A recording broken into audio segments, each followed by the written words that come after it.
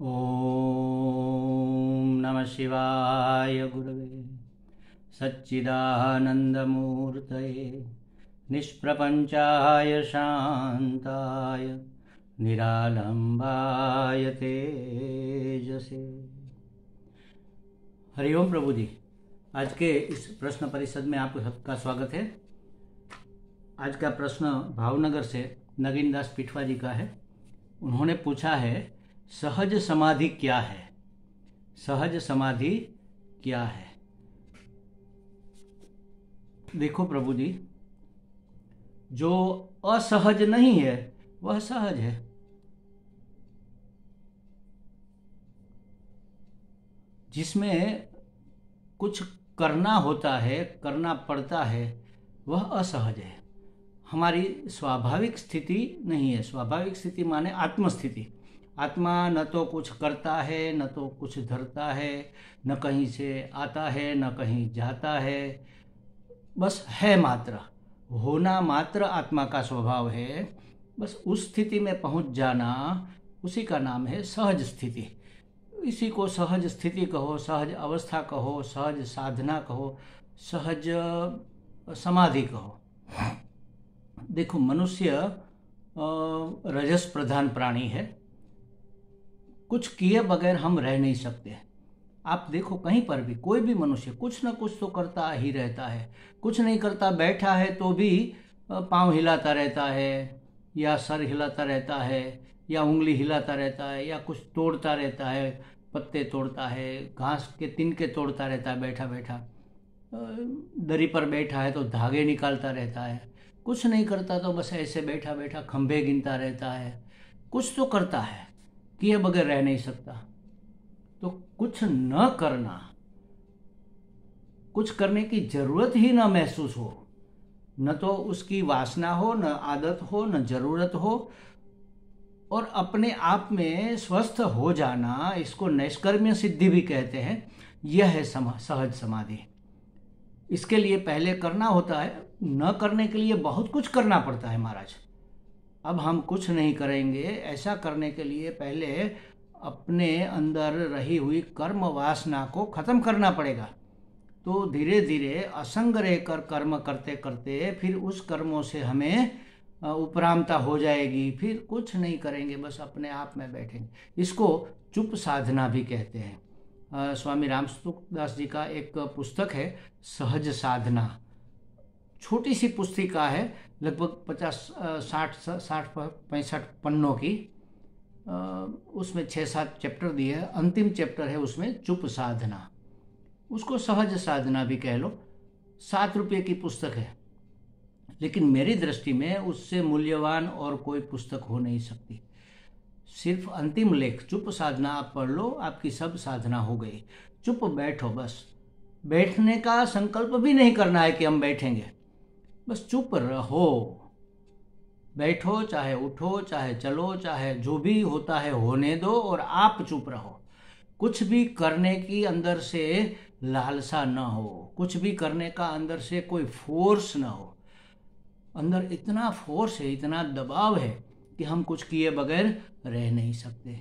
अपने आप में चुप बैठ जाओ। ये भी निश्चय नहीं करना है कि अब हम चुप बैठेंगे, ये निश्चय भी नहीं करना है। बस चुप हो जाना है, चुप अवस्था में रहना, इसको कहते हैं। देखो, समाधि में क्या है, ध्यान धारणा ऐसा करते करते समाधि अवस्था तक पहुंचते हैं।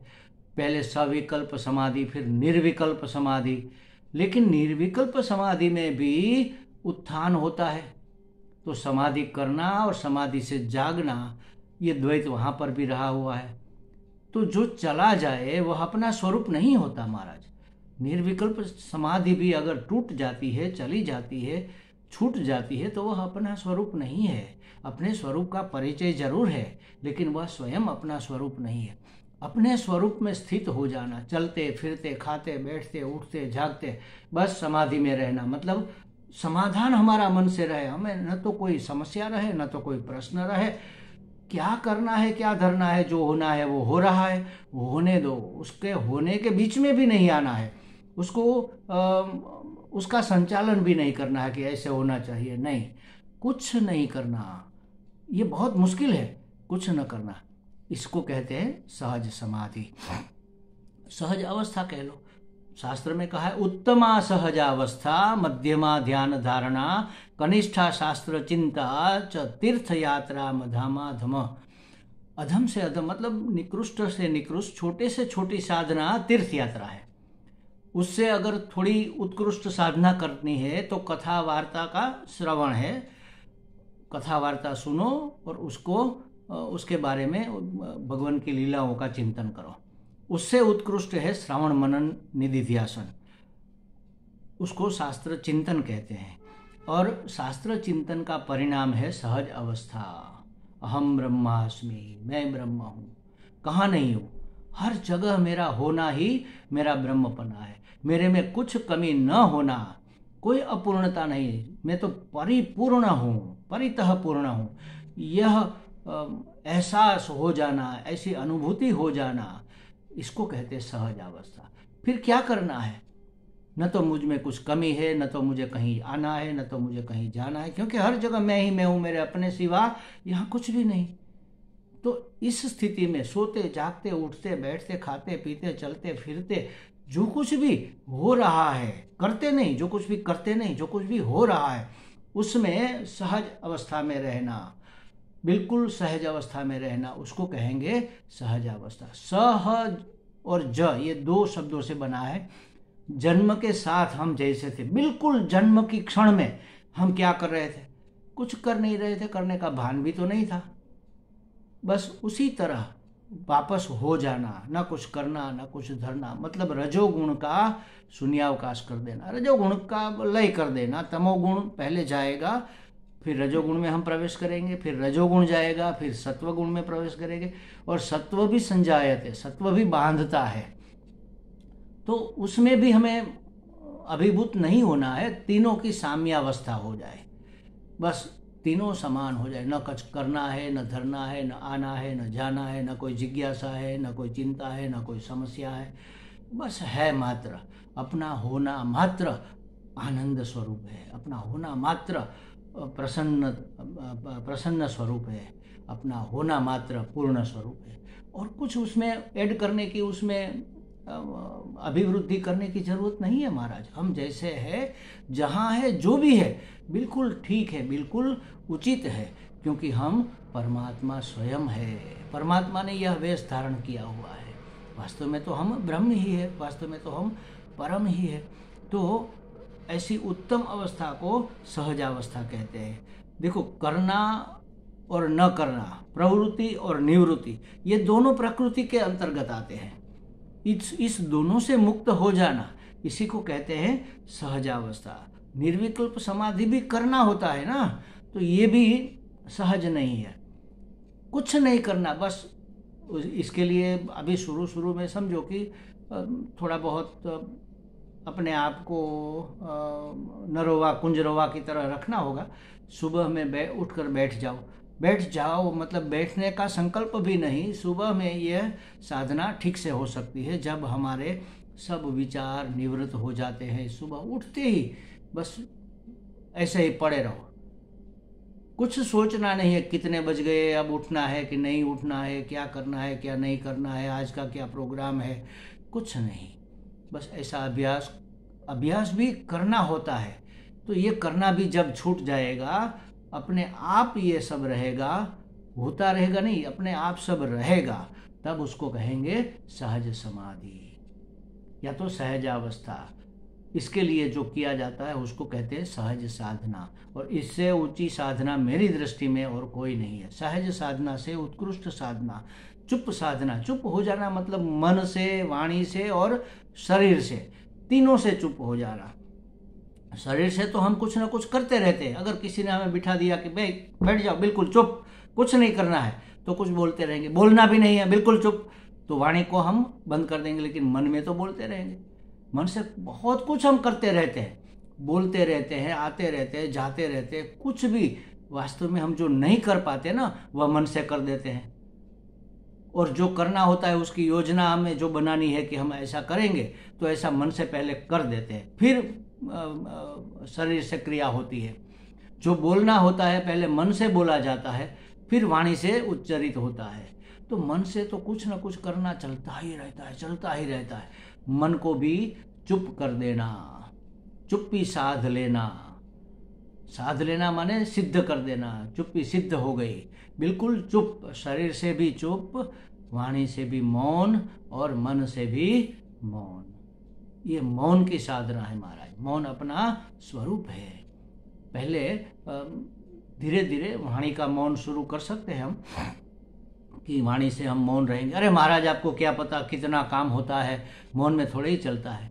हमने सुना है गांधी जी हर सोमवार को मौन रखते थे। जब ये आंदोलन चल रहा था तब भी, तो क्या उससे ज़्यादा हमारा काम महत्वपूर्ण होगा? उससे ज़्यादा हम बिजी एंगेज्ड हो गए क्या? एक दिन तो हम निकाल सकते हैं सप्ताह में कि हम मौन रखें। हमारे एक मित्र है, वो हर सोमवार को मौन रखते हैं। वो शिव जी के परम भक्त हैं और बड़े बहुत अच्छे साधक हैं। वो हर सोमवार को बिल्कुल मौन रखते हैं। सबको पता है कि आज साहब का मौन होगा, तो कोई उसको न तो फ़ोन करता है न तो कोई पूछता है। घर वाले भी समझ गए कितने सालों से ये मौन रख रहे हैं। तो ऐसा एक दिन जरूर हमें निकाल लेना चाहिए।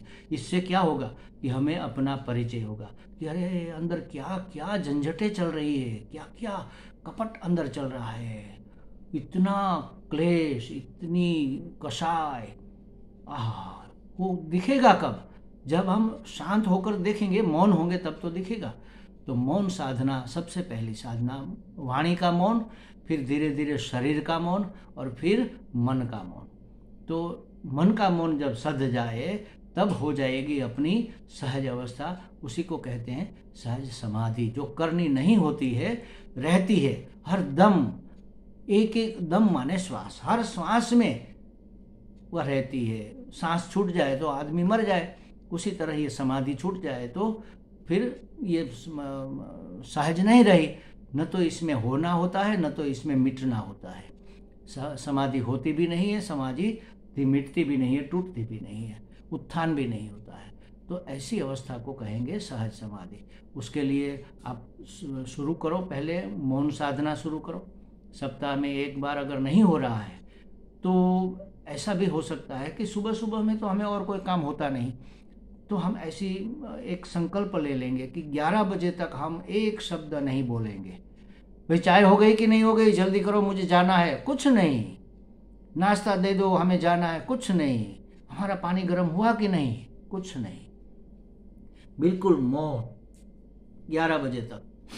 फिर धीरे धीरे उसको बढ़ाते हुए दोपहर तक कर दो, फिर धीरे धीरे उसको पूरा दिन कर दो, दिवस रात कर दो। सप्ताह में एक बार, फिर सप्ताह में 2 बार, फिर सप्ताह में एक दिन छोड़कर एक दिन 3 बार। सोमवार को मौन रखा, मंगलवार को खुल गया, बुधवार को रखा, गुरुवार को खुल गया, शुक्रवार को रखा, शनिवार को खुल गया। बस ऐसे हो सकता है। फिर कहीं एकांत में चले जाओ, 1 महीना बिल्कुल मौन साधना, बस बैठना मात्र। या तो जब ऐसा कुछ करो, वाणी का मौन पहले कर लो, जब मन से करो, भगवान का चिंतन करो, या तो कुछ अध्ययन करो। हमने भी 1 साल तक गीता जी का ऐसे ही अभ्यास किया है, मौन रहकर, एकांत में रहकर। तो ये इसलिए हमें पता है बहुत महाराज, बहुत फर्क पड़ता है। अंदर का सब कुछ बदल जाता है, बहुत परिवर्तन हो जाता है, अपने स्वभाव में भी, अपने संस्कार में भी। अपनी वासनाएं तो करीब करीब खत्म ही हो जाती है, इतनी शुद्धि हो जाती है। और चित्त शुद्धि के बिना स्वस्वरूप का साक्षात्कार हो नहीं सकता। अंतःकरण शुद्धि के लिए ये साधना बहुत उत्कृष्ट है।